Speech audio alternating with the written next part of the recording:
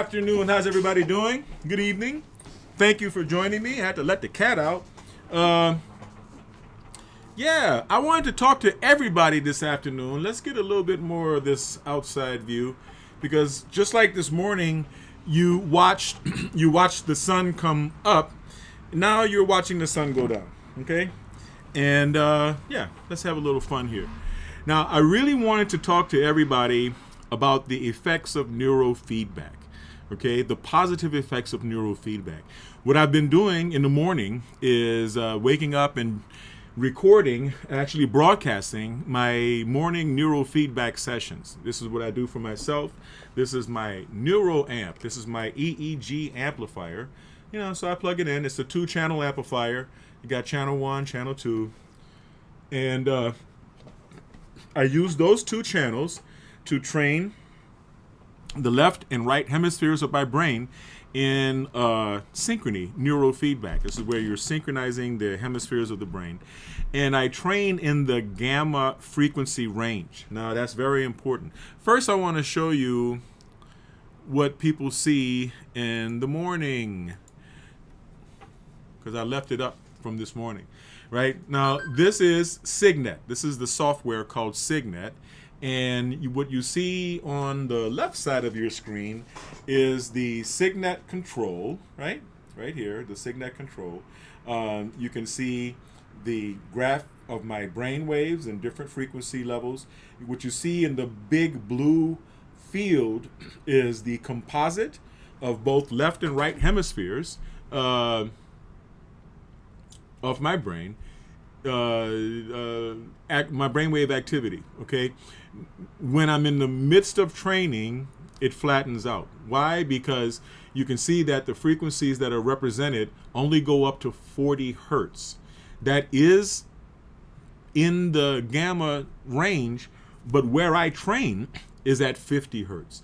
If I was training at 40 hertz, what you would see is complete blue or black, ideally. And there would be like a ridge, like you see those little red peaks, those spikes. There would be like a ridge of spikes on the far right. But the frequency that I train at, 50 hertz, is higher into the gamma frequencies zone, and it's not on this chart. It can't be shown on this chart.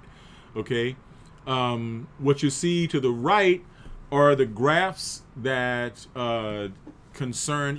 This is something, I don't know if I can really, I think you will. If you look really closely, you should be able to see my cursor. So why don't I do this? There you go. The cursor is there. So if you see here on the right, the top, the red lines are indicative of my delta waves. Now, this is throughout the entire hour-long session that I did this morning. The purple are the theta waves. The blue, the turquoise, I guess you could say, are the alpha waves. The yellow are the beta waves, and the white are the high beta. Everything is suppressed. And I know you want to ask me, well, Devin, why are your deltas so high? Everybody's deltas are usually higher. The only person that I put on the training whose deltas were not high, everything was kind of flatlined. This particular individual, I don't personally thinks very much, right? He's not a big time thinker, so we're not going to use him as an example. Now, below you can see this black line here. It represents spiking every time I achieved synchrony, every time I could get oscillatory movement in sync between the left hemisphere and the right hemisphere of the brain. Okay, so the frequency at which you train, here I am training. You can see down here I'm training at 50 hertz. You can slide the Signet software all the way up to 40, but then you have to inch it up with the arrow to get to 50, because most people don't go up that high.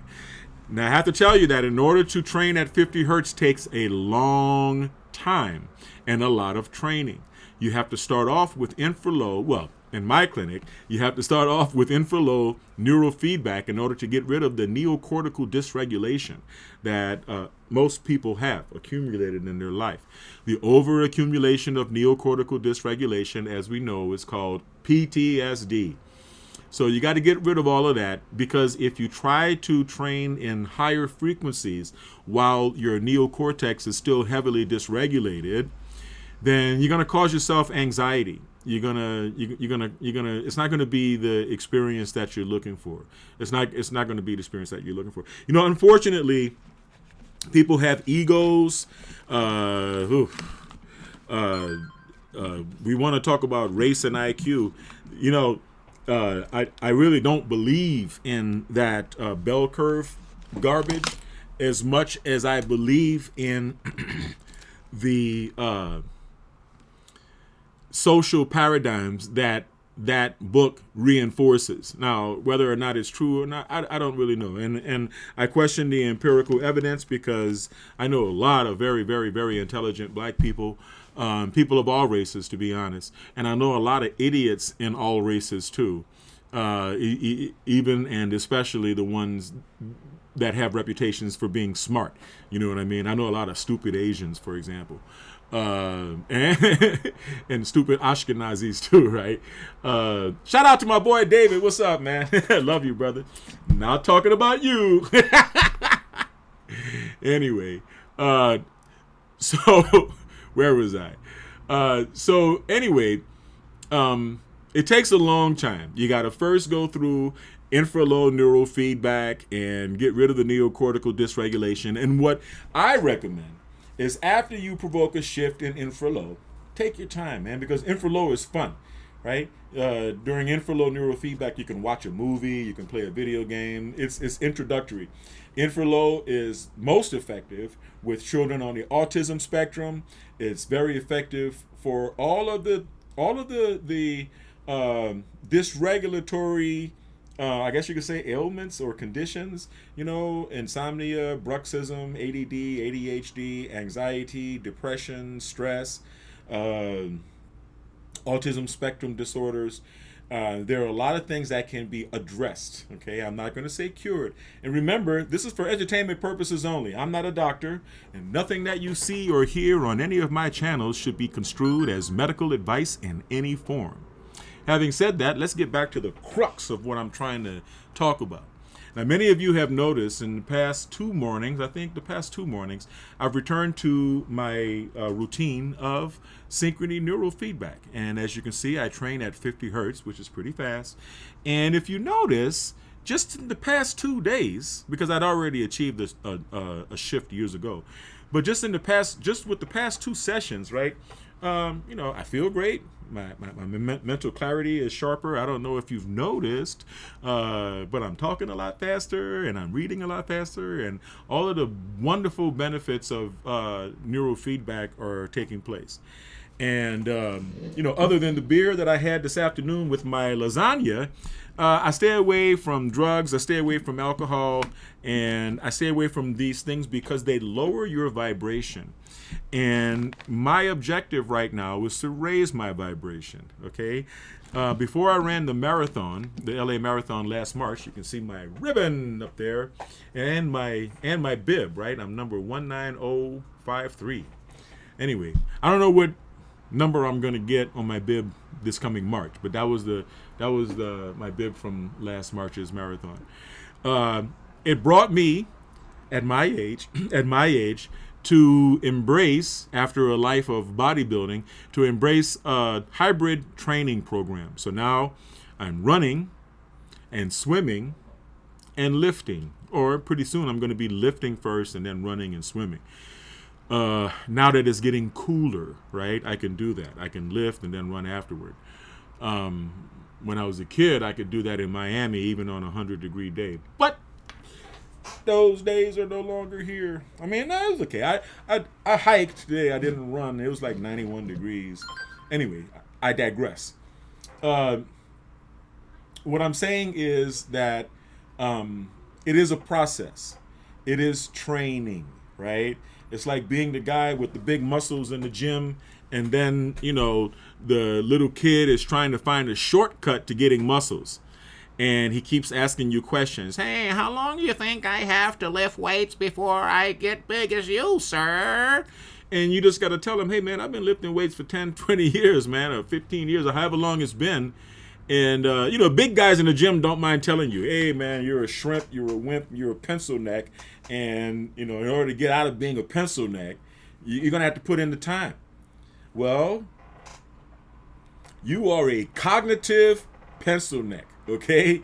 And in order to become an effective genius egghead like me, you're going to have to put in the time.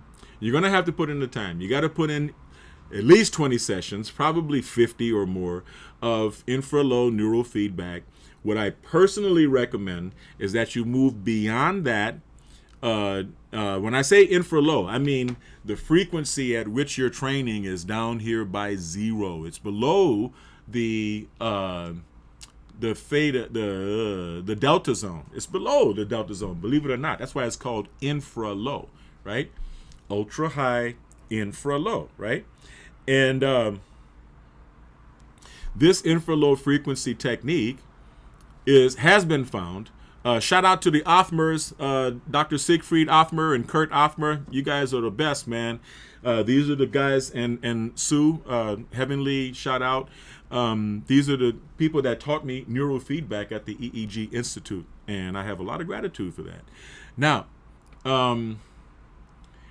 after you work out a considerable amount of dysregulation with infralow neurofeedback, we would move, at my Biometrics Health Center, we would move into alpha theta, right? Alpha theta neurofeedback. Now you see we're kind of coming up into higher frequencies. Theta is right about here. Theta is 7 hertz, where at least that's where I set it for theta. And then alpha, my alpha setting is usually around 10. Everybody has a signature of a particular, what we call yummy frequency.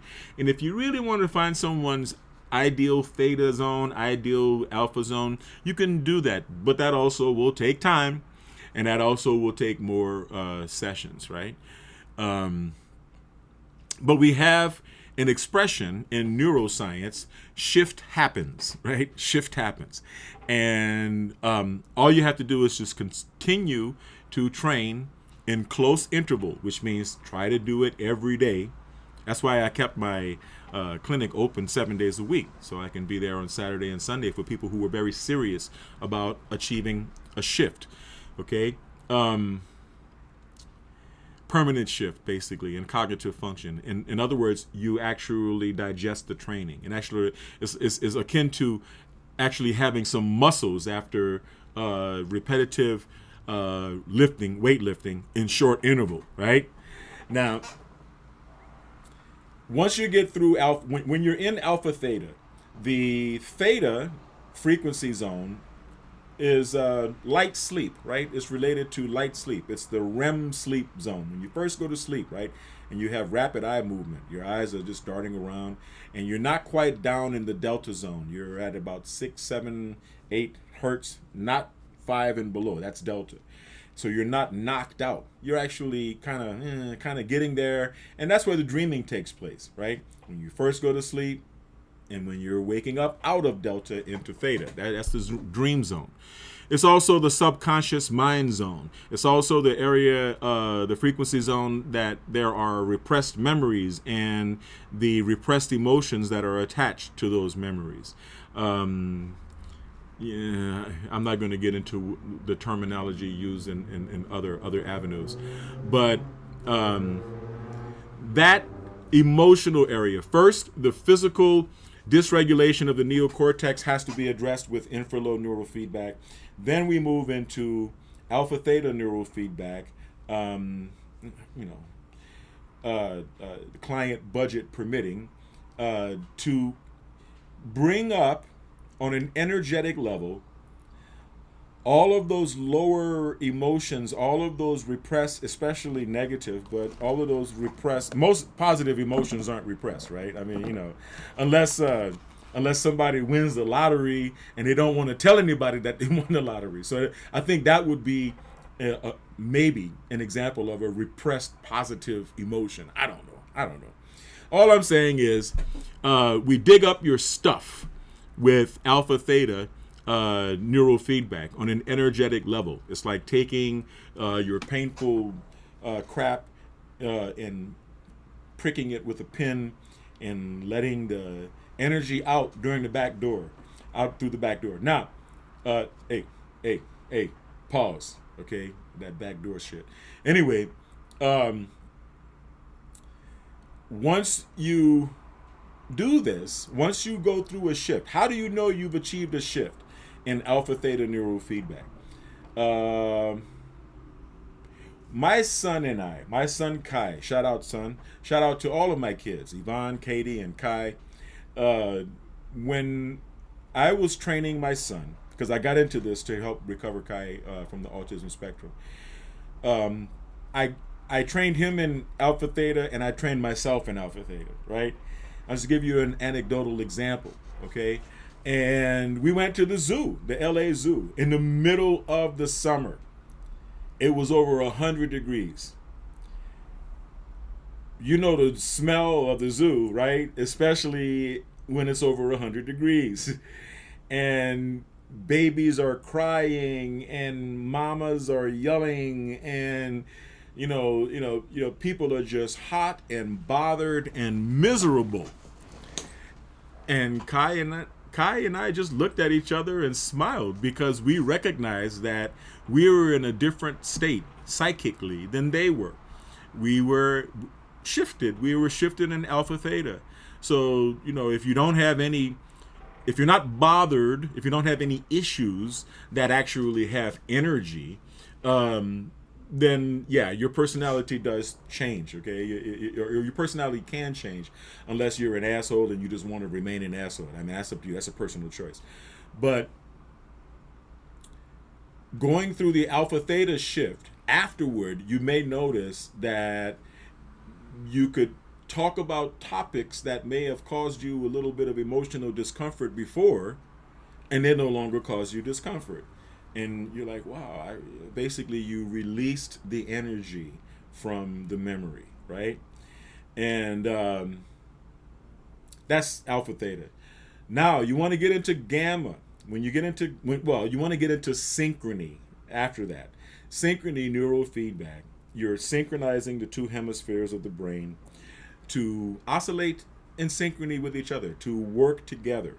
Okay, so you're establishing new neural pathways, right, between the left and right hemispheres of your brain, and you're allowing your brain to work more cohesively.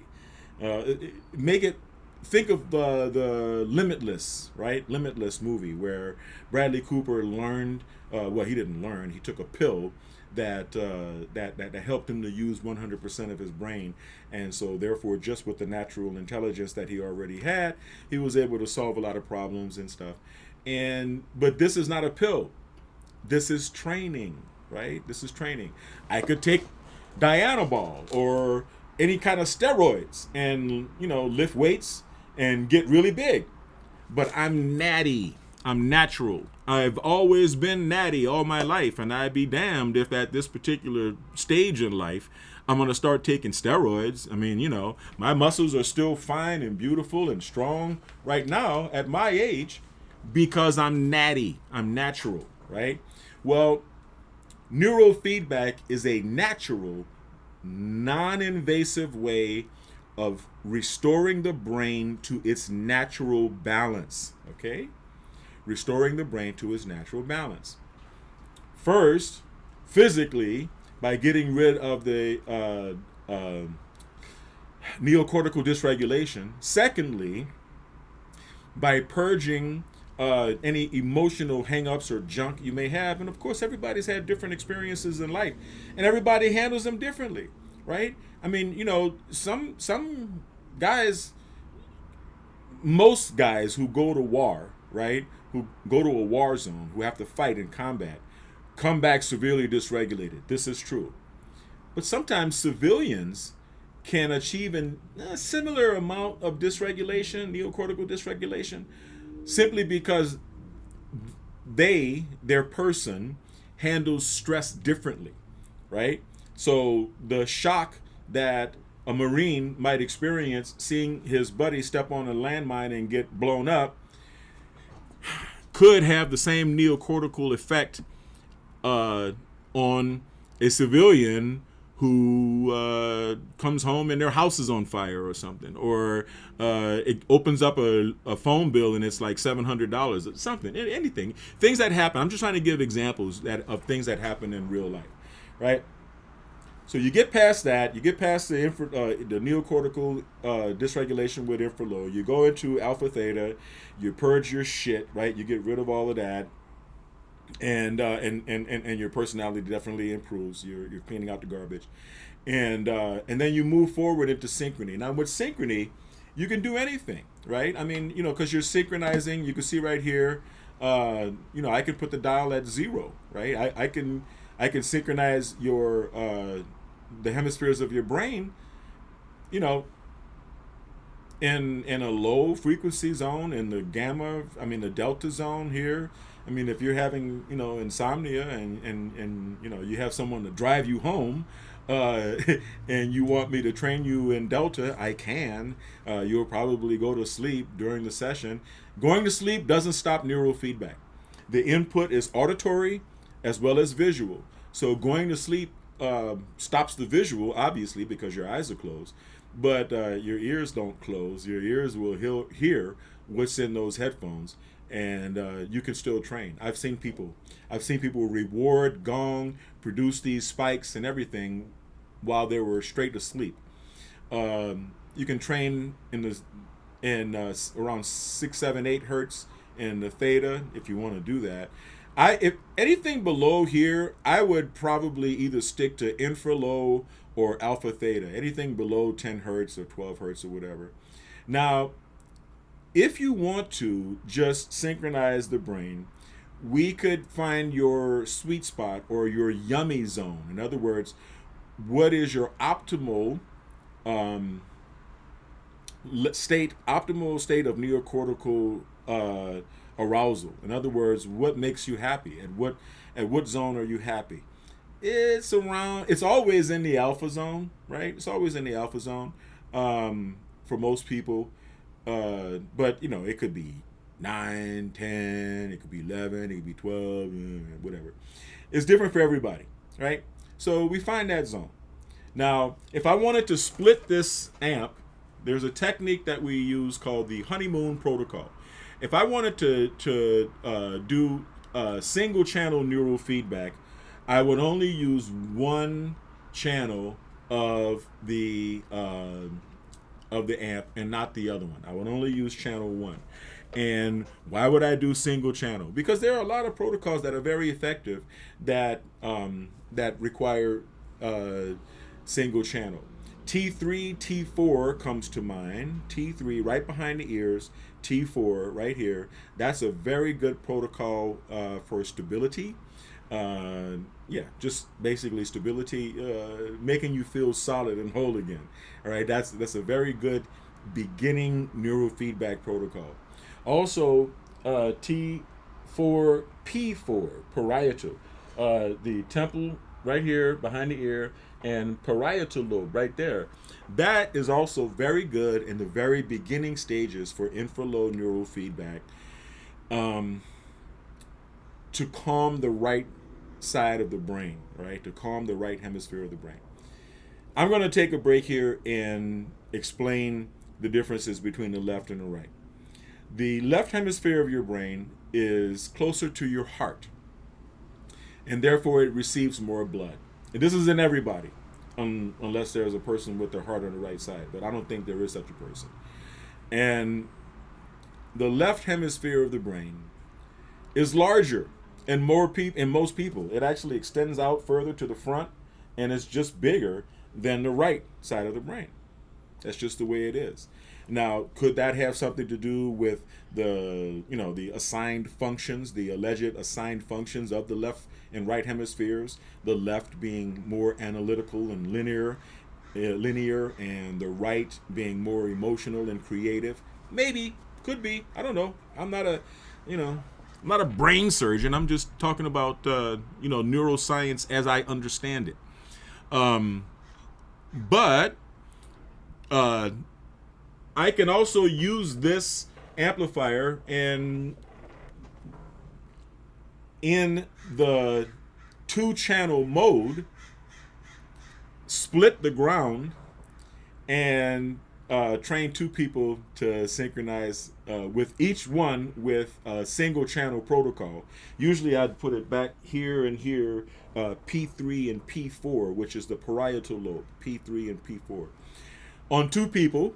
And then we put them right around, 10 hertz, 11, whatever. It's a very good date night idea. I've had some interesting experiences and always positive feedback from couples that do the honeymoon protocol. Yeah. So yeah, it's a good first date idea. You know what I mean? Especially for the first date, or especially in the beginning stages of a relationship, because it can really boost your cohesiveness with your partner if you're both on the same frequency. Especially like if you both come in for an hour or a half hour. An hour is better.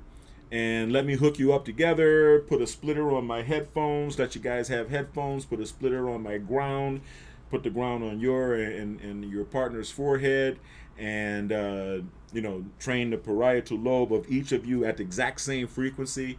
Couples leave my office laughing, finishing each other's sentences. It's a beautiful thing to watch. And parents and children also do the honeymoon protocol to help them get along better, to help, when you have times in life where you and your kid are not necessarily seeing eye to eye. But I digress. I digress on my digression. Then we can work our way into the higher frequencies. Caution number 1, make sure that you are sufficiently regulated. In other words, that you've gotten rid of enough dysregulation with infralow and alpha theta. And if you want to start climbing up and training up, just understand that right here in 20 hertz, okay, that's beta. And that's like where you are right now listening to me, right? You're listening to me. So you're at the beta zone. 30, 25, like right about here, that's high beta. So if you would like to be in beta, or even better at 25 in high beta, I would hope that there is a specific reason for that. Because high beta, 25 hertz, is mostly associated with solving a problem, like thinking hard to solve a math problem, real concentration. And you got to remember, with all of these frequencies, there is a corresponding level of physical arousal that corresponds to the level of neocortical arousal. In other words, if I train you from 0.5 to 5 hertz in the delta zone, it's very likely that you will go to sleep, real sleep, like that, right? Real sleep. And it's happened a lot on the lazy boy in my office. If I train you around theta as well, it could knock you out. It could make you pretty drowsy. You train you around alpha, we could reach the yummy zone, and you'll leave and say, "Hey man, I'm chilling, and I'm thanking you for putting me at the alpha state." People who are severely dysregulated have trouble reaching the alpha state. But the alpha state is where we live most of the time, right? Being relaxed and alert, you wake up out of delta and then theta sleep, and hopefully you take your time to wake up, right? You let your dreams happen, and then hopefully you go right into alpha. Unfortunately, our troops that have PTSD don't go there. They go higher because their combat experience has put them in a state of hypervigilance. And the state of hypervigilance keeps the brain at a higher state of neocortical arousal, right? Because you're focused and concentrated. Like I said, 20, beta, 25, high beta, these are great frequency zones if you're focusing, If you're taking a test, if somebody came to me and said they wanted to take their SAT or their ASVAB or D-Lab or whatever test, maybe they wanted to take an IQ test like the Stanford Binet or the California Test of Mental Maturity, I'm actually what you call an extraordinary genius from the results of both of those tests. But that's another topic, and I'm not trying to brag, right?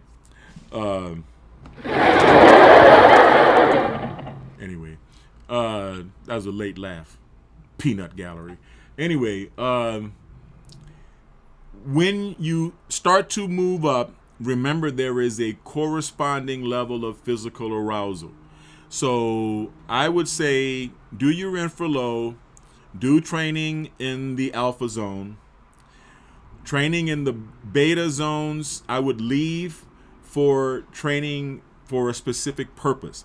If you have to give a lecture, if you have to give a test, and you want to be at your best, then you want to be sharp, and you're going to do it the same day that you come in to train in my clinic, then yeah, we can train you at, but then you'd have to get a good night's sleep, man, so that you can get your brain back down to the delta wave zone, and hopefully when you wake up, you can return to the alpha wave that you're normally happy at. Now, the reason I say that is because, like I said, with every increase in frequency, there is an increase in neocortical arousal and also a corresponding increase in physical arousal. That's why when you are focusing on a test, taking a long test that takes 8 hours, takes all day or whatever, you got tension in your forehead, you got tension in your shoulders, right? So, and the guys that have been in a state of hypervigilance in combat, sometimes they're kind of assholes for life when they get back, and it's not their fault. It's just that they're so dysregulated that going back to alpha on a regular basis is all but impossible without the assistance of neurofeedback training. Okay? I was part of the Homecoming for Veterans program and training veterans for free with post-traumatic who were the victims of PTSD. Okay? The subjects of PTSD. Now, when you get here to 30 hertz, this is where we begin the gamma zone. Now, interestingly enough, the neocortical arousal and physical arousal diverge at gamma, 30 hertz and above. In other words, the faster your brain is moving, the body starts to slow down. This is called the flow state. This is called the zone, right? When your mind is fast, but your body is relaxed. This is where you want to be when you're playing a sport. This is where you want to be with everything. If you're playing an instrument, if you're an actor, if you're a singer, any type of performer, if you're giving a speech, if you're at work, you want your mind to be clicking, but you don't want your body to be uptight and tense. So that's why I train in gamma. And because the faster you get, the more you're able to reach the zone, the flow state. And as far as I'm concerned, the smarter you get because your brain is moving much more quickly. Your personality is able to emerge, right? Because your mental faculty is not slowed. But like I said, I will continue saying this. It takes a lot of training to get to the point where you're ready to do synchrony neurofeedback 30 hertz and above in the gamma zone. Okay? We want to talk about that bell curve shit? So many clients come to me thinking that they're smarter than me somehow, and they have their egos attached to their brains. So when I give them this explanation that I just gave you, they want to start training at the very high frequency because they're super brain, whatever their ego is. And I got to just politely refuse, okay? Because believe me, if you train a dysregulated person at a very high frequency, you're likely going to cause a lot of stress and anxiety, and it's not a real comfortable experience until you get the kinks out of your neocortex, until you get rid of neocortical dysregulation. Wow, that was a real mouthful. I know it was. And I had to say all of that so that I could introduce these charts that I introduced before, okay? But I'm going to introduce them now. First is the brainwave frequencies chart, okay? So when we're doing neurofeedback, the cat scratching the door. When we're doing neurofeedback, these are the frequency zones. Let me see where I can. Oh, there we go, like that. There we go. I'll use this hand. These are the frequency zones, and these are what they are associated with. So, like I told you, if I trained you at 0.5, between 0.5 and 4 hertz, I could probably put you to sleep, or at least help you get there if you're having insomnia or whatever. Same with theta, visualization, trance, dreaming, right? Delta waves are associated with deep sleep, transcendence, and restoration. There's nothing like waking up after having a good night of delta sleep, okay?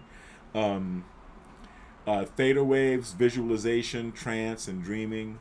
Alpha waves, here we go. We're going up the chart, up the frequency, and you can see on the alpha right here, on all of them, you can see the frequency of the sine wave just getting the oscillatory frequency going higher.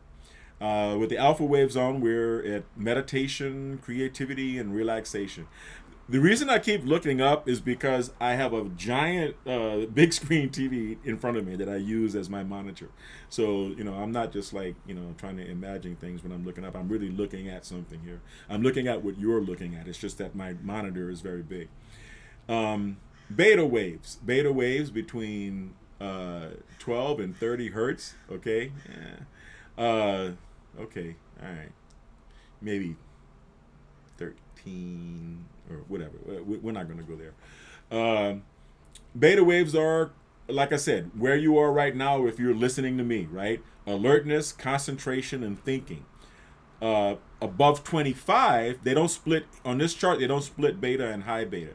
But in neurofeedback, right, in the neurofeedback world, we consider beta one thing and high beta another thing, or we split those two up, right? So 25 to 30 is what we consider high beta, and 12 to 24 or whatever is just beta. Now, here is my favorite spot, gamma, right? Just like I was telling you, gamma. The gamma zone, gamma waves, 30 to 100 hertz, associated with insight, peak experience, and synchronization. I love the gamma zone. I love the gamma zone because that's where the flow state is. Like I said, your mind is going 1,000,000 miles an hour and your body is relaxed. It is a state that monks and lifelong meditators, there's a very, very good video where the Othmers went to, I think it was Vietnam or Tibet. I don't know where it is, but they were speaking Vietnamese. They were speaking with Buddhist monks. I don't know if they were actually in Vietnam, but these were lifelong meditators, and they were giving their experience after neurofeedback in Synchrony in the, I think it was alpha, beta, and then gamma. And they said that the state, because when you're a lifelong meditator, you're able to reach that really, really powerful, deep meditative state where your mind is functioning at a super high frequency and the body is completely relaxed. And you should see this video. Just look it up. Gamma Synchrony Neurofeedback, Neurofeedback Institute, and you'll enjoy it. But I want you to hear the testimonial directly from the monk, the Buddhist monk that was trained in the field. Now, I'm going to introduce a hypothesis. I don't want anyone to take what I'm saying as medical fact, because unless I, write a peer-reviewed article and and get acceptance from the neuroscience or the medical community, then it's a theory. But in my experience, my anecdotal experience, what I'm saying is absolutely true. And so I would like to, with the assistance of both Chat GPT and Grok, I would like to go over this information because David R. Hawkins created the vibrational energy chart and the map of consciousness. These are the same thing. These two other images that you see. Okay? And every level, now we're not talking about, when these numbers do not correspond to neurofeedback frequencies at all. So I don't want to fool you. I don't want to give you any bad information, any wrong information. Okay, but let me open this first one up. Okay, let's open this first one up and move it there. Move it in front. Okay, and transition. Now, the vibrational energy chart. This is a simple chart, but it's a pretty one. It's a beautiful chart, right? With this chart, these frequencies do not correspond to these frequencies. Just understand that, right? They do not correspond. However, once you are trained in gamma and you actually achieve a shift in neocortical arousal or a neocortical function, when you achieve a shift, that means that you're actually speeding up the frequency at which your brain is operating most of the time, right? Your brain operates in every frequency throughout the day, but where you are mentally and emotionally, if you are dysregulated, if you are not too dysregulated to train up into the higher frequencies, it will actually change your experience in life. And the reason I know this is because I do gamma training for golfers, right? I had clients that played golf and they came to me to get into the zone. I've also had clients that played football and soccer and a lot of different sports. A lot of athletes come to me and a couple of musicians and whatever. And so we go through the process. We go through the painstaking process of getting rid of dysregulation, dealing with emotional baggage, getting rid of dysregulation with infralow, a bunch of sessions, and then dealing with the clearing of emotional baggage with alpha theta. And then once that's done sufficiently, and I can tell, usually by the feedback that I get, the verbal feedback I get from the clients, right? They tell me how their life is changing and whatnot. When we are able to get to 30 hertz, 30.25, 30.5, 30.75, 31, 31.25, 31.5, 31.75, 32, 32.25, 32.5, 32.75, I hope you recognize the pattern. I hope you have the faculty of pattern recognition. In other words, in order to get to the point where you're training at 50 hertz like me, right? It takes a while. It takes a while because you're not only raising your frequency 0.25, you're actually trying to provoke a shift there too. So you don't just do that for one session. You have to stay there, and you gotta slightly move up. And some people can't. Some people can't do it, or they prefer not to. It just depends. It's all training. You don't want to give people constipation or anything like that by jumping to too high of a frequency until they're ready for it.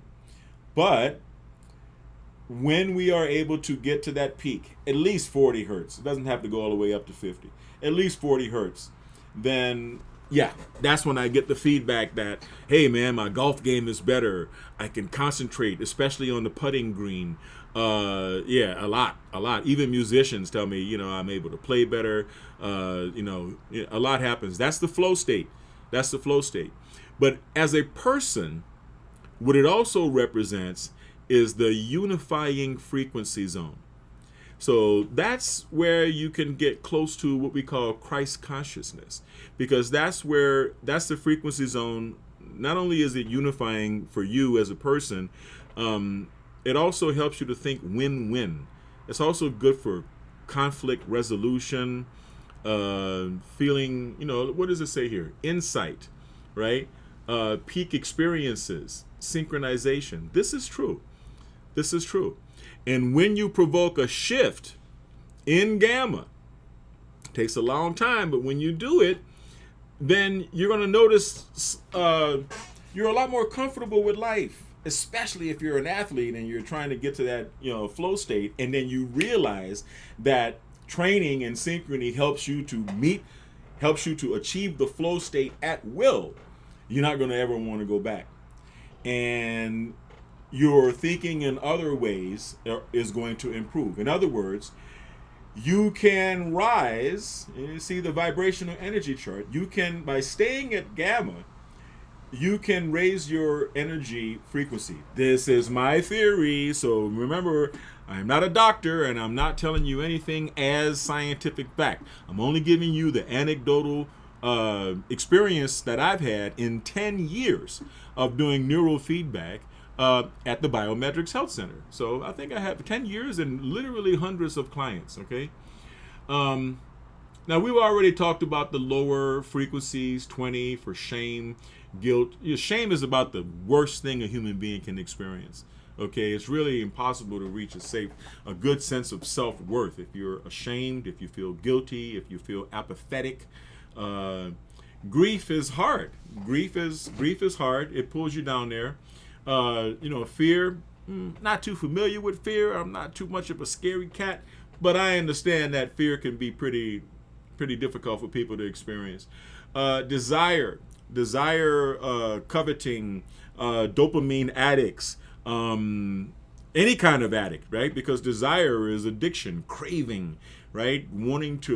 You have a hole in yourself and you're trying to fill it through internet corn, right? Do not eat the internet corn, okay? I'm talking about pornography. Anyway, anger. Anger is not a good place to be, right? Anger is not a good place to be. Every time you act out of anger, you end up regretting it.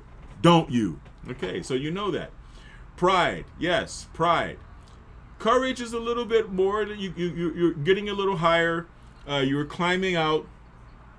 Then you go to neutrality, willingness, acceptance. Okay. Now up to here, all of the stages of grief are below. Have you noticed that? Right? They say that if you have to grieve something, so it's not. You could be in the lower vibrational zone, and it could be no fault of your own. Right? Most of the time, grieving is not your fault. Grieving is because of a loss that you suffered that you couldn't prevent. And so you go into grieving. Somebody who you love dies or something. I mean, and then when you are there, oh man, you could get apathy. A lot of people, if they lose someone who's important enough to them, they could go through a period of saying, I just don't care. Let's hope the grieving is not accompanied with guilt, because a lot of GIs that have combat experience, they have a lot of guilt attached to their grief. My buddies died. Why wasn't it me? Why didn't I die? I don't want to get too emotional because I'm a veteran myself, and I've helped a lot of veterans, and I know that feeling. Okay. Fear, desire, anger. Anger is part of the process, right? Rationalization is part of the process. You rationalize because you fear that you may not be able to handle confronting the issue head on. Anger, of course, right? And then courage, and then neutrality, then willingness, right? And then acceptance. And then when you reach acceptance, you're through grieving, right? That's the 4 stages of grief. But there are higher, vibrational energy frequencies to go to, and that's where I live, and that's where I want to help people live, right? at reason, at the very least, reason, right? Above that is love. Well, the Beatles said it, right? All you need is love. Love is all you need. And that's true, right? And then joy, okay, is above that. And then peace, okay, joy. I experience little brief, periods of joy, and I like it. I like to laugh, I like to joke, I like to find the humor in things, whatever. I'm a bit of a clown in that way, and I like it. I believe that life should be joyful. Peace. Yes, peace. Everyone wants peace. That's where you want to be. And if you train in gamma long enough, you can hover around here as your normal state of being, and reason and above, 400 hertz and above. And then, of course, there's enlightenment, what we call the Christ consciousness, right? The enlightenment stage. Christ, Buddha were enlightened men, right? So that very small percentage of people. I'm not going to fool you. I'm not going to delude you. But very few people actually reach that level. Now I'm going to go over this again. Except now I'm going to go over this with the chart that explains things a little bit more, right? And I've already gone through this on previous videos, but if you're just now joining me, I'm going to go over it again. Now, the bottom 1, 2, 3, 4, 5, 6, 7, 8 frequencies, right, deal with what we call the survival paradigm. You ever meet a person who's in survival mode, and your heart might want to go out to help them, but you just can't because you can't trust them, right? When a person, let's take it from the bottom up, right? Thanks, Train. Actually, let me make sure you know what? I'm gonna put a little bit more bass in this microphone. I'm gonna turn on my second mic and give you a little bit more of a full surround sound before I go into this. Yeah, how does that sound? Does it sound better? I hope so. I thought it would. Okay, shame. Let's get down to the bottom here. Shame, that's the worst. That's the worst place a person could be vibrationally. The energetic log is 20. Predominant state is humiliation. And their view of life is miserable. Their God view is that God is despising them, that God despises them because they are ashamed and they feel like what they're doing and what they are isn't acceptable to God. And their process is one of elimination. That's it's a very unfortunate place to be because people who are experiencing shame can actually get into self-unaliving, and that's not a good place to be. All right, guilt is really not much better, but it's got an energetic log of 30. And the predominant state is one of blame. Okay, their view of life is that life is evil. And their view of God is that God is vindictive. And that means that their view of life is vindictive. Okay, and their process is one of destruction. I have worked with and known personally many women who are stuck at that 30 level after having abortions, after having pregnancy terminations, and depending on their religious upbringing, and well, I don't even think it has anything to do with religious upbringing, because terminating an unborn child is wrong even if you're an atheist. So a lot of women, unfortunately, we have a political system that tells them that this is something that's good to do, or something that will free them to pursue more, selfish things, and that is not really tied to their purpose or whatever. But they never really get rid of that. They never really get past that. Some people go into apathy, right? With an energetic log of 50. And when I'm not just talking about women. I'm talking about women and men, especially men. Okay. A lot of men are in survival survival mode, and it's really concerning. People in apathy with an energetic log of 50, their predominant emotional state is despair. Their view of life is that life is hopeless, and their God or their God view is that God is condemning them. Right. And so their process is abdication, right? They let go. They're like, whatever, I don't care. And so, you know what I mean? You know, I used to say, the teacher tells the student, you're ignorant and apathetic. And the student says, I don't know what that means, so fuck it. Above that is grief, right? Grief, like I said, man, most of the time grief is something that happens not as a result of anything other than a tragedy happening to you, right? But even though you didn't cause it, it is still your responsibility to get out of it, okay? Right, Katie?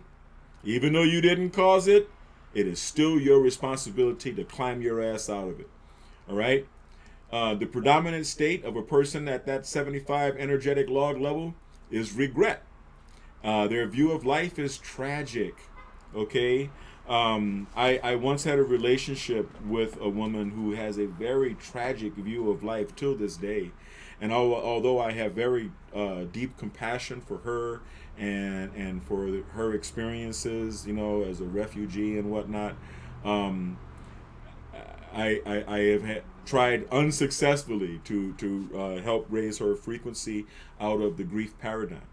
Okay, well, she refused to do any neurofeedback therapy, so she doesn't want to take herself there. In fact, she likes to pull other people down into that lower survival paradigm. Their view of God is disdainful. Now, a lot of people who suffer the cultural paradigm of colorism tend to be in that grief state. And they think that because they are dark complected that God has punished them somehow, or God doesn't like them. And that's very unfortunate. Especially when, they believe all of that Schofield Bible, chosen people bullshit, because, anyway, you're worshiping God that doesn't love you. I really can't see that as being a healthy state of mind. And their process is one of despondency. That's right, they're despots. Okay? Now above that, and I'm trying to climb up fast, man, because I don't even like talking about this survival paradigm. But you got to talk about it, because you got to recognize where people are. When somebody walks in, you have to listen to the way they speak. You have to learn what their suggestibility patterns are. You have to learn what their sexuality patterns are. And I don't mean sex like sex making love. I mean sexuality, their outgoing communication. Everyone has a certain method of suggestibility, how they are most effectively spoken to, and everyone has their own sexuality, which is the way they project their communication out into the world. And if you listen to a person, if you talk to a person long enough, you can pick these things up and you'll be more equipped to help them. All right? Fear. Fear has an energetic log of 100. The predominant emotional state is anxiety. Their view of life is that life is frightening. All right? They're scared. They're cowards. Their God view is punitive. They think God is punishing them. And their process is one of withdrawing or cowering or being a coward. Okay? Then we get above, and that's at a frequency, energetic log of 100. Then we get above that to desire. Desire. When we're talking about sexual desire, but we're also talking about,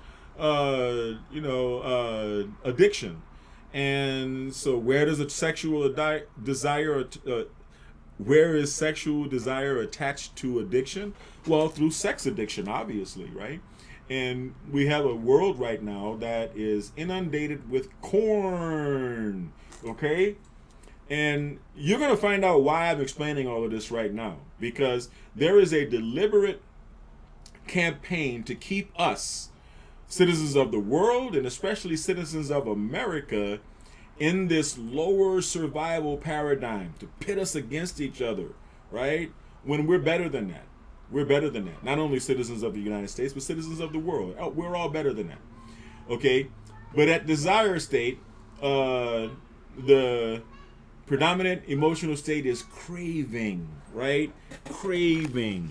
Okay? If you can't get some good neurofeedback training, get yourself some dopamine patches, okay? Mental wellness patches. Trust me, it works, okay? Yeah, they work really good. Get yourself out of the dopamine addiction so that you're not looking for that little red dot on Facebook all the time telling you that you have new messages that mean absolutely nothing, or that there's new things for you to notice that mean absolutely nothing. That's a dopamine loop. That's a dopamine addiction. Get off of that internet corn, okay? Get off of that internet corn, all right? It's no good. It's no good for you. You spend your time brooding all day and you feel like shit afterward, don't you? So don't do it. But you see where that is. That's at the desire level. That's an energetic log of 125, right? Your view of life is disappointing. Yeah, if you beaten off every day, I'd be disappointed with life too. And your God view is denying. Yeah, God's denying you from the attention and company of the opposite sex because you're handling it on your own. You're handling it. And your process is enslavement. Yes, you could be enslaved. You're an addict. That's where you are. This is desire. You are an addict. So whether it's sex or drugs or alcohol or whatever, you're enslaved to this desire. You're trying to solve your problems or food. Food is a big one, man. Food is a real big one. A lot of people try, and I'm from New Orleans. We love good food. I personally love good food. And we come from a food culture, a culinary culture. And there are so many things that are so delicious that that's one that people can get stuck in, okay? All right? People very close to me, right, have suffered from morbid obesity, and it's very unfortunate. People very close to me have suffered from alcoholism too. Okay, that desire place is the bad place to get stuck at. Although it's better than fear, right? But it's still a bad place to get stuck at. Another place that's bad to get stuck at is right above that, anger, with an energetic log of 150, and the predominant state is hate, right? The view of life is antagonistic, right? And their God view is vengeful. So if they feel like they're worshiping a vengeful God, or even not worshiping, just under a vengeful God, then they're going to be vengeful people, okay? And the process is one of aggression, So basically, it's like the cop that came banging on my door at midnight, and I'm thinking, what the fuck, man? This guy has obviously been talking to my baby's mama and believes the bullshit that she said. And, his name is Chen, so in all likelihood, he doesn't have much experience with women, so he doesn't understand that because he has a micro penis, right? I mean, let's just keep it real. And they fall into that, in the Korean culture, they call it Han, H-A-N, Han, right? I used to live in Koreatown. And, ask a Korean person, they'll explain to you what Han is, right? But the way I surmise it, and I could be, and it's definitely not the way people in Korea surmise it, but the way I surmise it is just a basic bitch-ass attitude, because you got a small dick. I'm just keeping it 100 with you. So yeah, I mean, this cop was probably feeling all of those things, right? Wanted to play the rooftop Korean, wanted to prove that that Asian men can be masculine. I don't know. I have no idea what the person's motivation is for being in the survival paradigm, unless I ask them, unless I talk to them, right? And then above that is pride. But not the pride that comes as a result of setting standards of behavior for yourself and living up to those standards. That's earned pride. That's real pride, right? But no, this is the kind of ego-based pride where you're trying to gaslight, you're trying to get over, you think you're smarter, you're withholding information, you're trying to outsmart, you're trying to be conniving, right? It's that type of pride. Energetic log of 175, right? Their predominant emotional state is one of scorn. And their view of life is that life is demanding.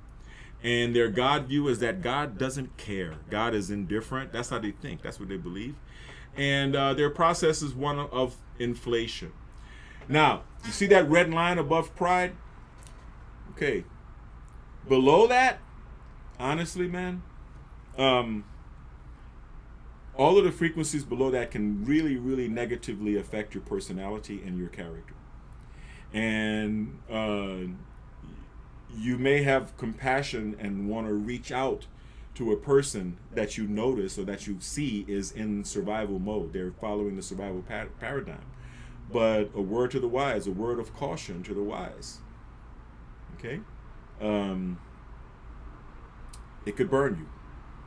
It could burn you, right? It could burn you. I was dating a young lady from Egypt, very beautiful young lady, green eyes, man. So I won't say your name because everybody knows who you are, baby. But she was there. She was in that survival paradigm. And there were many indicators, right? It was like on the Boondocks, guest hoes coming to dinner when Pops brought this lady of the night home, and she showed little signs of being in survival mode by cleaning her plate and licking it because she didn't eat very frequently and stuff like that. They made light of it. They made a joke of it. But being in a state of dealing with someone in a survival paradigm, it could get you bitch slapped by a pimp named Slickback, right? You don't want to be there, right? You don't want to be there. So I tend to avoid people when they're in survival, not out of judgment, just because it could be dangerous, right? It could be dangerous. It's like befriending a stray pit bull. Yeah, you feel for the pit bull. You do. We should, right? But it could be kind of dangerous trying to pet him, right? Now, above that, now we're reaching into reason and integrity. We're getting into the positive, more proactive energetic logs. So, courage. Dun, dun, dun, dun, the hero, right? Courage has an energetic log of 200. The predominant emotional state is affirmation. Yeah, I can do it. You can do it. We can all do it. Their view of life is feasible. Yeah, that's feasible. Yeah, I can. Yeah, I can do it. I can create what I want and everything. Their God view is permitting. God's letting me do it. Or who's gonna stop me? Right? You stop thinking about somebody's not gonna let you do what you want to do. No, you have courage, and your process is one of empowerment. Now, isn't that powerful? Isn't that positive? Compared to everything below it. Above courage is neutrality, right?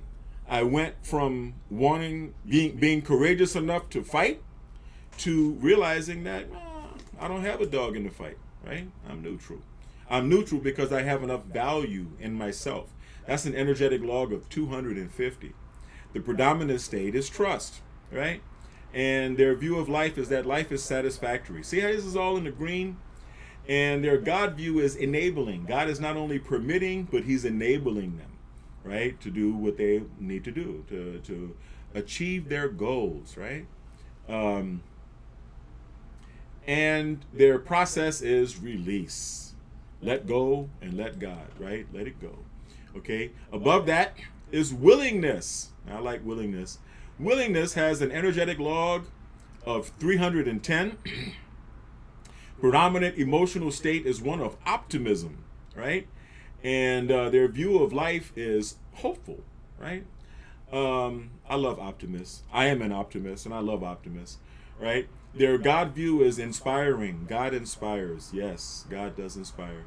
And their process is one of intention. Now, see, this is when the sparks of entrepreneurship start.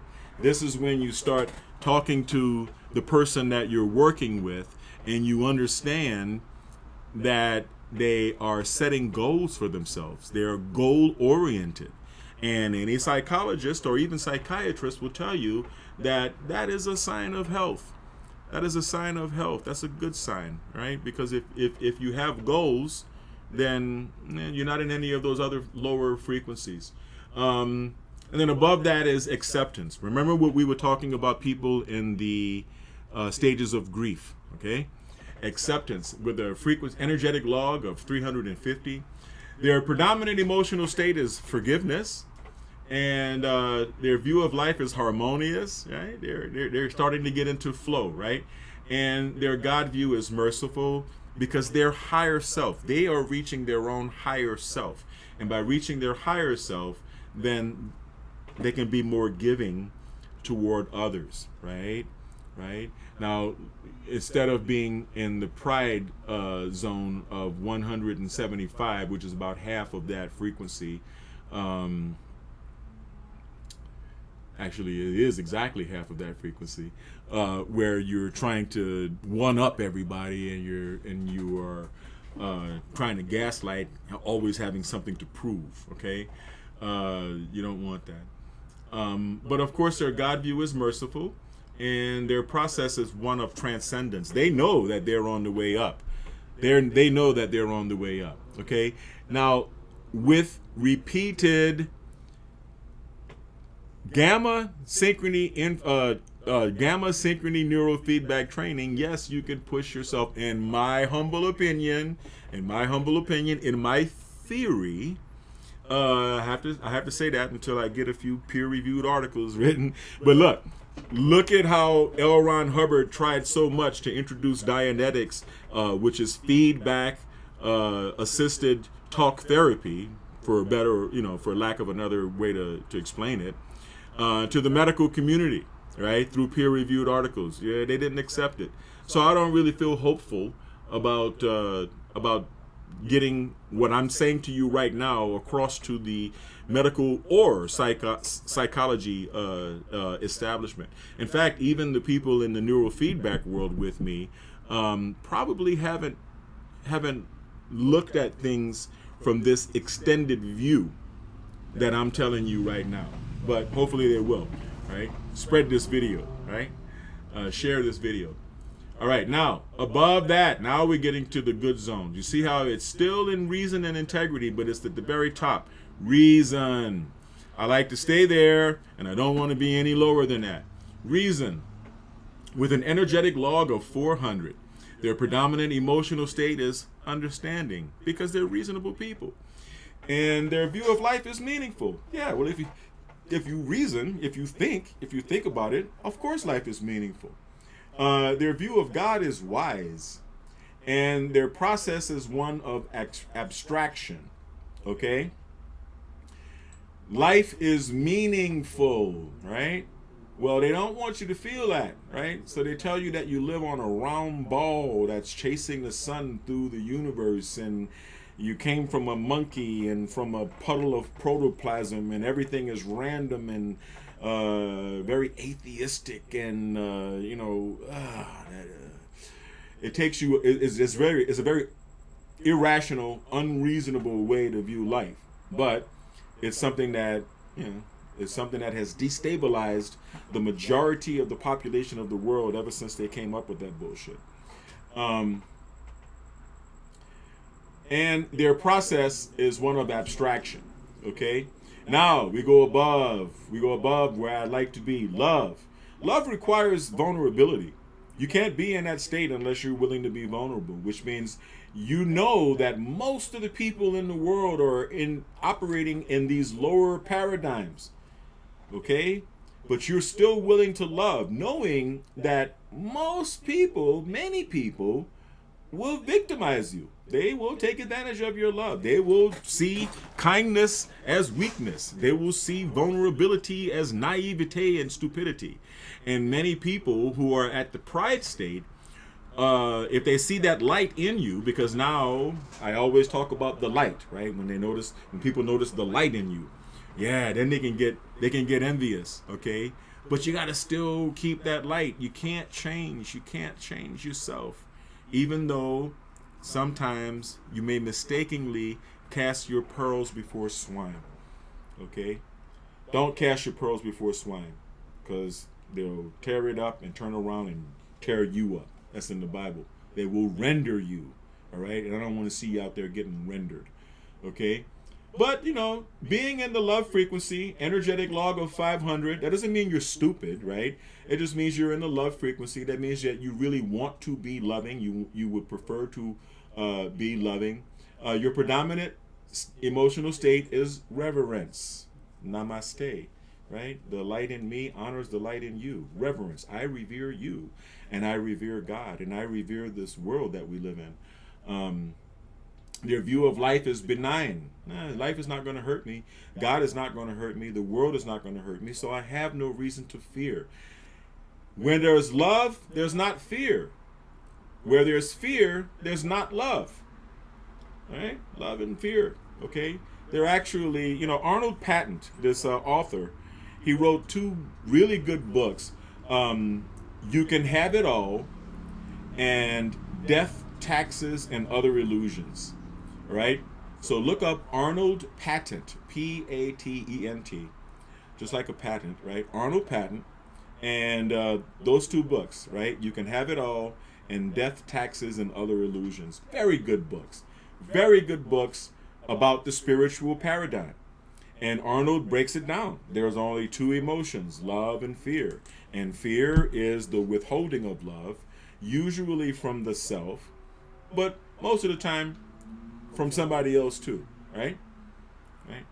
And your process is revelation, not the book of Revelations, not Armageddon, not the rapture.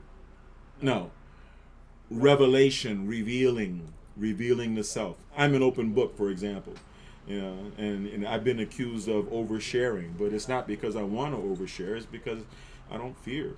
I don't have any fear. I'm full of love. I am a loving person, and I like being a loving person. And the risks involved in being loving are worth it because I like who I am when I look in the mirror, and I sleep very soundly at night, knowing that I'm a loving person. And if it means, being an open book, then so be it. So be it. Joy. Now, that doesn't mean that you can't be taken down by a prideful person, or accosted by an angry person, or, get robbed by a junkie who's in the desire stage because you were trusting enough to leave him or her in your house unsupervised. It doesn't mean that you won't, confront people who fear you. You will, definitely. If you've reached the state of spiritual evolution where you're in the love place, you're going to find a lot of the fearful people are afraid of you, because you've reached a state of evolution, spiritual evolution, that most people never reach. Okay? I want to get all of this out before I read you these things that I got from Grok and ChatGPT. All right, now up in Joy, the Joy stage. All right, shout out to my Aunt Joy again. I love you. The energetic log is 540. That's very good. And the predominant emotional state is serenity. The view of life is that life is complete. The God view is a state of oneness. You're one with God. And the process is one of transfiguration. Now above that is peace. And that's inner peace. Okay? With an energetic log of 600. And the predominant emotional state is one of bliss. And their view of life is that life is perfect. And their God view is all being. And their process is one of illumination. I'm going to tell you the truth. As an entrepreneur, I only reach that joy and peace level when I'm absolutely sure that I have enough to make payroll for the next few months. That's just the way it is. As a man, as an entrepreneur, there's this expression called wholeness. If you remember the TV show Billions, the hero, we call him, of the TV show, often talks about being whole when he puts the money that he believes he should have in his bank account, then he's whole again. And I totally understand what he means when he says that. I've been on the process of building these apps, and it's very, very, very expensive. So, I like to hoard money, of course, and I like to, stack it up. And when you're wrapped up in a very expensive endeavor, it can challenge that feeling. Now, above that, of course, here we are at the top, which is enlightenment, right? Energetic log of 700 to 1,000. You see, there are many levels of enlightenment, many levels, all right? And the predominant emotional state is ineffable. Ineffable. In other words, you can't F with me. That's just my definition. But ineffable kind of has the same meaning as what I just said. Their view of life is, and their God view is self. They have discovered the God within, and their process is pure consciousness. I haven't been there yet, but I tell you one thing, I can push you up into reason and integrity and to love, joy, and peace after an extended shift in the gamma zone. This is a theory. Do not take what I'm saying as medical advice. But if you come to the Biometrics Health Center, I will show you. Okay, so let's check out what I got from chat, right? Synchrony, gamma, neurofeedback, and rising the map of consciousness, a well-researched view. The thesis, short thesis. Training hemispheric synchrony in the gamma band with neurofeedback can strengthen large-scale neural coordination, increase access to cognitive states commonly described as insight and peak experience, and through durable neuroplastic changes in attention, emotional regulation, and meaning-making support, support psychological shifts that map plausibly into movement from the survival level function toward higher reason and spiritual states as described in David R. Hawkins' Map of Consciousness. That said, the connection is an interpretive bridge, right? From neuroscience to metaphysical psychospiritual to a metaphysical / psychospiritual scale, and should be treated as a promising hypothesis rather than a proven causal chain. Yeah, I know. I mean, my anecdotal experience, I can consider that proof, but I know that I'm speaking to the public and I can't make medical or scientific claims such as that. But I just want to let you know what's possible. Anyway, let's listen to the introduction from Grok. The human mind is a dynamic tapestry of electrical oscillations where brain waves serve as the threads weaving together perception, emotion, and awareness. Among these gamma waves oscillating at 30 to 100 hertz stand out as the unifying frequency, facilitating the synchronization of neural activity across distant brain regions to force coherent experiences of insight, peak performance, and transcendent states. David R. Hawkins, a pioneering psychiatrist and consciousness researcher, mapped human evolution through his logarithmic scale of consciousness ranging from 1 to 1,000, where lower levels reflect survival-driven energetics and higher ones embody spiritual paradigms of unconditional love and enlightenment. Hawkins' framework posits that ascending this map involves transcending ego-bound paradigms. The survival paradigm below 200, dominated by force and fear, where the cop was at, right? Where most cops are at every day. It's unfortunate. I think that's a moral hazard or an occupational moral hazard, right? I have much compassion for police officers and much respect because they are they take out the human trash, right? And I personally would not want to. I understand why they wear gloves because I personally would not want to touch the people that most cops have to touch on a daily basis. Unfortunately, if you stay in that job too long, it could affect your personality, and everybody knows that, right? ACAB, but I don't believe in ACAB. I'm just saying that such an experience that all cops are bastards. It's there for a reason. It's unfortunate. It's a very unfortunate thing. I don't blame them because they're doing just like the garbage man, right? I passed 2 garbage trucks this morning. Guys were cool, right? I think it's cool that there's 2 steering wheels, on both sides of the truck and all of that stuff. Ugh, but I wouldn't want to do that job. I would not want to be sitting in that stinky truck all day. There's fucking no way, man. I'm glad somebody does it because it has to be done. Our garbage has to be taken out, right? But it takes a toll. That's an occupational hazard of that job. It takes a toll. It's disgusting. But somebody has to do it. And I feel the same way about police officers. I have no problem with police officers. I just understand that because of their, a lot of them have a real, they lack integrity. Many of them lack integrity. When they talk about that blue wall just means that they know that the majority of them are, lack integrity, and that they're willing to act without integrity to defend each other, right? They don't have an objective understanding of right and wrong, and therefore, many of them really, they don't deserve to have a badge and a gun and have the right to use it with impunity, or the presumed right to use it. Anyway, that's a complex problem. It's a complex problem, but it's a problem that has to do with social class. Because if you notice, with any race, right? Black, white, Asian, Hispanic, it doesn't matter, right?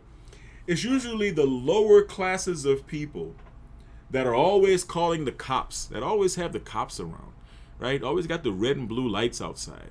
Either complaining, filing whatever paperwork against somebody else, or whatever, putting people on child support, calling, lying and cops and sicking cops on people, or getting arrested, doing crime, right? Committing crime and being arrested. But it's always the lower classes of people, right? The ghetto brothers and sisters, the white trash. She hit me first. Remember on TV show Cops? She hit me first. The only thing consistent about all of those people that you see on Cops is that they occupy a low class. They occupy a lower class, a lower social class in society. And social class does exist. If social class didn't exist, we wouldn't have so many people trying to jump the border coming into the United States, because we have social mobility, right? You can be born poor, but you're not expected to die poor. In fact, rags to riches is not only possible, it's expected. In America, it's expected. So since we have social mobility, that means we have social classes. And the people who occupy the higher classes deal with the cops less than the people who occupy the lower classes. And that's because they are operating and living at a lower frequency. And as a result of dealing with low-class people, cops often become low-class people. I hate to say it. But look at Serpico. Look at all these cop movies where the cop's wife says, "Oh, you're becoming one of them," or what's the one with Pacino and that gangster movie? Well, all of them, right? All of them. Good cop movies. The women that they're with detest the destruction of their character and their soul as an occupational hazard of being a cop. And some cops come to they come to the conclusion that in order to be effective or even survive as a cop, that they have to be scumbags, as far as with reference to character, right? That integrity is not important. Integrity is not an important virtue for them to have.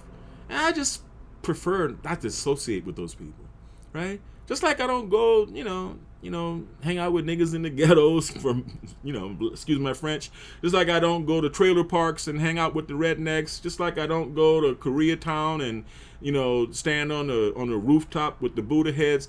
I don't associate with people that are at that frequency, because I'm not at that frequency, right? But I don't occupy that same social class. I occupy the class of people who are creative, who are loving, who live peaceful lives. And coincidentally, don't interface with law enforcement very often. And the higher classes of people, the people, not saying that, the higher classes, we're not talking about wealth. Wealth is a product of being in the higher class, because you have more control over your physical environment. You have more control over your life. You can make decisions because you're free. And so therefore you can eventually, if you have sense, you can apply those decisions in a manner that makes you wealthy, that makes you money. And then you can move to a place where higher class people live, and you'll find that the cops aren't there. Oh, they may be there. They'll be there to help you get a cat out of a tree, or help recover your whatever Amazon package that was stolen from your doorstep, stuff like that, right? But they won't be there harassing you and banging on your fucking door and disrespecting you and feeling as though you occupy a level of society that they have the right to violate, or that your rights do not deserve to be respected, right? You're not down there with the people that they usually deal with, and with them themselves. Yeah, I'm just keeping it real, man. Cops and robbers. Remember when you were kids and you were playing cops and robbers? And the people who were not involved in the game, they didn't play cops and robbers. You knew they weren't playing. But the people who played the cops, the people who played the robbers, they all knew who each other were, right? And the people who don't occupy that social class understand that both cops and robbers deserve each other. You deserve each other. Anyway, I'm gonna get off the whole cop thing. Sustained hemispheric synchronization neurofeedback training in the gamma range can catalyze this ascent. Yes, it can. By training the brain to amplify gamma synchrony, achieving a permanent shift in neocortical arousal over extended sessions. This non-invasive technique rewires neural circuits, reducing limbic overarousal and enhancing integrative processing, drawing on neuroscientific evidence. Okay? Now, I'm not going to read all of this because there's really no sense in reading it all, because I just told you all of it, right? I just said, excuse me, I just told you everything. But there are a few things that I would like to highlight. Neurofeedback, NF, is operant conditioning for the brain. Real-time EEG feedback trains self-regulation of oscillations. Hemispheric synchronization, neurofeedback, targets interhemispheric coherence, often via bipolar montages. For example, C3 to C4, right here across the somatosensory band, for sensor-motor rhythm. But gamma-specific protocols amplified 30 to 60 hertz power and phase locking between left and right hemispheres. Okay, we're gonna be chewing into this more as the days go by. I don't want to bore you too much with this neuroscience talk, but I did want to talk to you about this before I go to bed, because I need my sleep so that my neurofeedback tomorrow morning is most effective. And since I can access the delta frequencies in a relatively short time, after I've had a nice shower right now, and a nice shower while the air conditioner is on, so that my bed is nice and cool when I go to bed, then I will be much more effective for my neurofeedback training in the morning. So we're going to go over more of this information tomorrow and in the coming days, as I do more neurofeedback training on myself to demonstrate to you how it's done and the effectiveness of it. And, and you can judge for yourself. You can judge for yourself. All right? God bless you all. I really appreciate everyone who is listening to me, everyone who's watching me. Please remember to share this video, hit the like, subscribe to whatever channel that you're watching it on, and comment, right? Comment. Do the algorithm thing for me, all right? Raise that algorithm, right? Let YouTube or Facebook or whatever channel you're watching this on. I'm on Rumble, I'm on BitChute, I'm everywhere. Let whatever venue that you're watching this know that you appreciate this work.